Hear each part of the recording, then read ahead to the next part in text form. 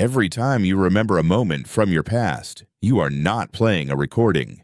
You are rewriting it. And here is the disturbing part. The memory you trust the most may be the one you have rewritten the most. By the end of this video, you may never say the words, "I remember it clearly," the same way again. You have a childhood memory you have told 100 times. The smell, the light, the exact words someone said. You would bet money on it. It feels less like a story and more like a place you can walk back into. But you have also argued with a sibling or an old friend who remembers the same day completely differently. Same room, same moment, two confident memories. That cannot both be true. And once or twice you have caught your own memory lying. A photo proved the jacket was blue, not red. You laughed it off as a small glitch, but it was not a glitch. It was the system working exactly as designed. Notice how your stories get smoother every time you tell them. The boring parts fall away. The good parts grow. And notice how your worst memories grow darker with every replay.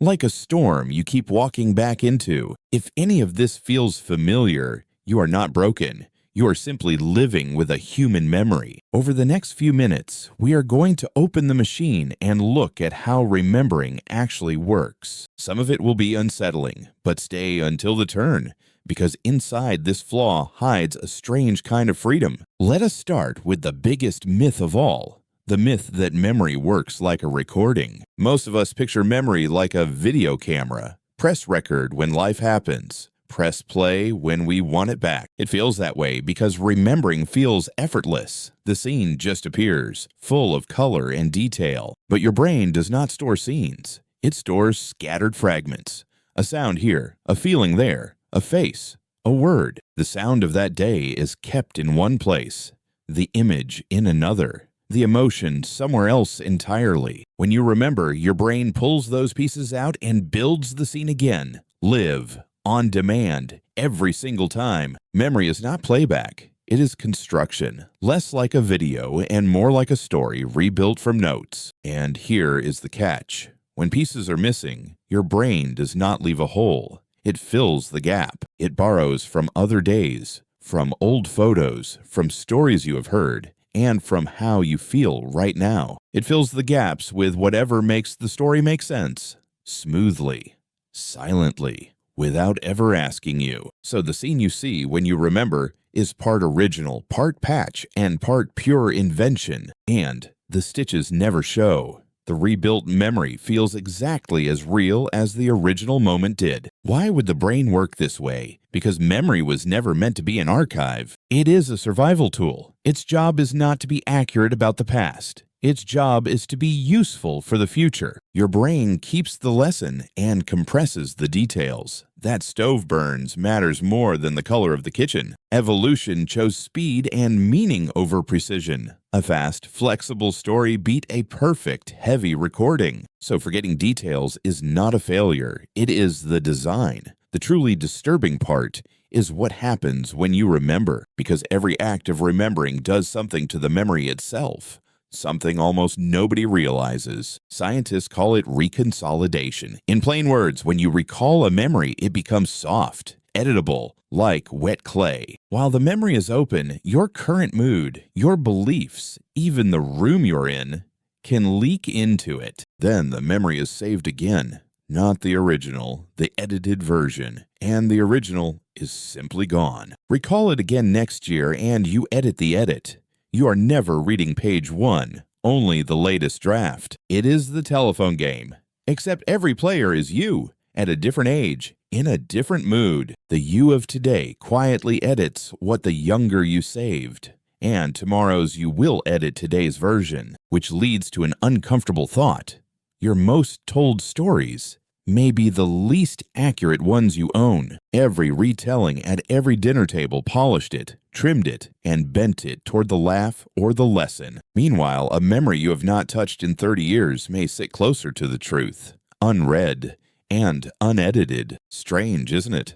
The memories you cherish the most are the ones you have changed the most. And emotion turns up the editing. The stronger you feel while recalling, the deeper the new ink soaks in. Replay an old argument while you are angry. and you save back an angrier version than the one you opened. Remember a lost love while you are lonely, and the past grows warmer and more golden than it ever was. Your past is not behind you, fixed and finished. It is in your hands, changing shape every time you hold it. Now, none of this means your memories are all false. The skeleton is usually right. You did go to that school. That person did leave. But the colors, the dialogue, the order of events, who hurt who first, those are negotiable and renegotiated often. So how far can this go? Could a memory be planted in your head that never happened at all? Not just changed, invented. A full scene with feelings and details of something that never occurred. Science has an answer, and it is the most unsettling part of this whole story. In a famous series of experiments, researchers told adults 4 childhood stories provided by their own families. 3 were real. The 4th was fiction. As a child, you got lost in a shopping mall, cried, and an elderly stranger helped you. About 1 in 4 people remembered it. Not vaguely. They added details no one had ever given them. The mall, the fear, the stranger's flannel shirt, a complete memory built from a single suggestion. And here is the surprising truth. It changes how you should hear every confident witness, including yourself. Vividness is not evidence. Confidence is not accuracy. A memory can be crystal clear, deeply felt, and wrong. In other studies, people wrote down where they were when they heard shocking national news. They wrote it the very next day. Years later, the same people told different stories, different rooms, different companions, different feelings. And when shown their own handwriting from day one, many said, "That is my writing."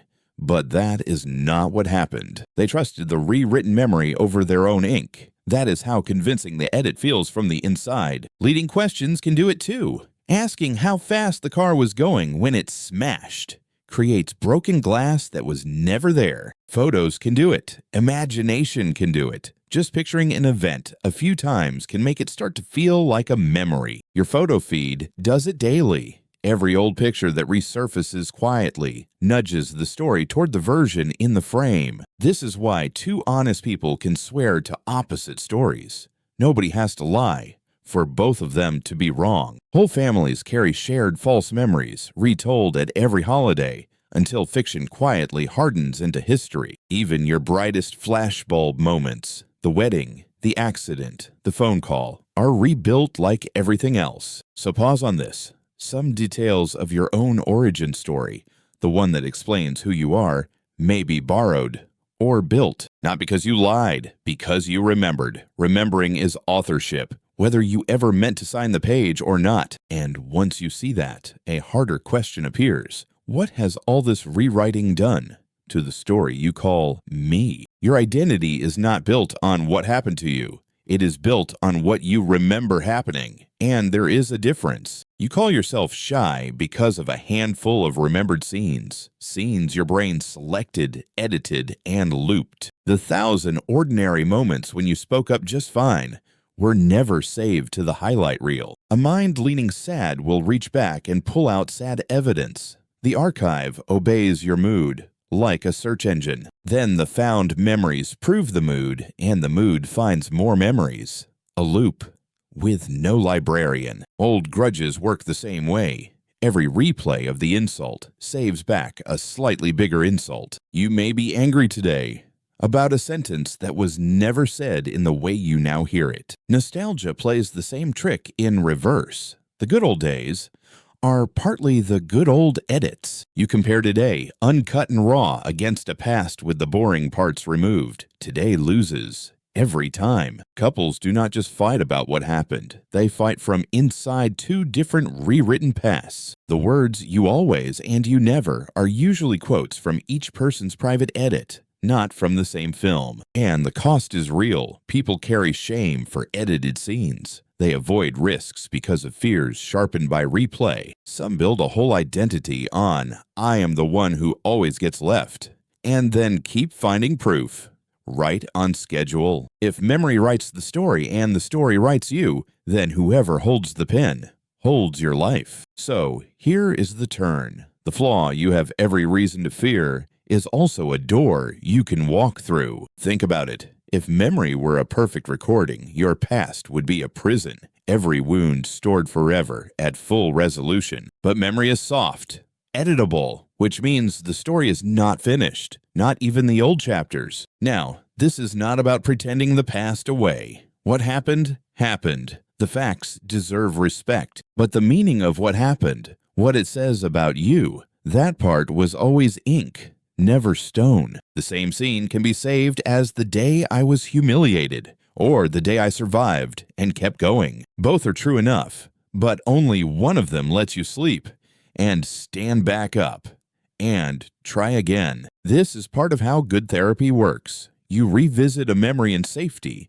and it gets saved again with new meaning attached. You cannot change the event, but you can change what your brain saves next to it. So try it gently. Take one small sour memory, not the heaviest one, a pebble, not a boulder. Recall it fully. Then ask, what else was true in that moment that the old edit left out? Who helped you? What did you learn? What did the scared version of you not know yet? You are not lying to yourself. You are finally telling a more complete truth. Write the kinder, truer caption. Say it out loud. Then let the memory close and save with that beside it. Do this a few times, and the old scene slowly starts answering to its new name. That is the strange gift hidden inside the flaw. The same mechanism that distorted your past can help heal it. So no, you cannot fully trust your memory. Nobody can. That is the disturbing truth we started with. But hold it next to the other truth.